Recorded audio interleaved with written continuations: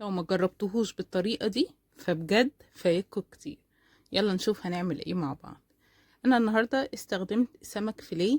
ده سمك قشر بياض، ممكن تستخدمه كمان بولتي عادي.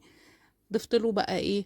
توم، ملح، كمون، وكزبرة، رشة فلفل اسود صغيرة، وعصير ليمون. مش هنبالغ في التتبيلة، تتبيلة بسيطة وسهلة. هسيبه بقى يتبل كده شوية، يعني نص ساعة ولا حاجة في التلاجة، وبعدين هطلعه. هضيف له معلقتين كبار من الدقيق ومعلقة من النشا، كمان هضيف له بيضة وربع كوباية مية. قلبتهم كويس مع بعض. وفي الطبق عندي حطيت كوباية من الدقيق، عليها 4 معالق كبار من النشا، واديتها رشة ملح ورشة كمون، وكمان معلقة صغيرة من البيكنج باودر. هاخد بقى السمك وابدأ ان انا انزل بيه في الدقيق واقلبه بالشكل اللي حضراتكم شايفينه. السمك طبعا نقدر نقطعه زي ما احنا عايزين، ما تخلوهوش بس رفيع قوي ولا سميك قوي. قطعوه شرايح او قطعوه اصابع زي ما تحبوا. كده جاهزة معايا.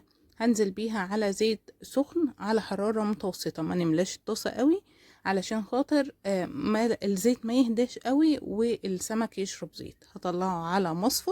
بلاش بقى نطلع اي حاجة بنقليها على مناديل. شايفين بقى السمك مقرمش من بره وجوسي من جوه وطري ومظبوط جدا. ما تنسوش اللايك والشير، واشوفكم في فيديو جديد على خير.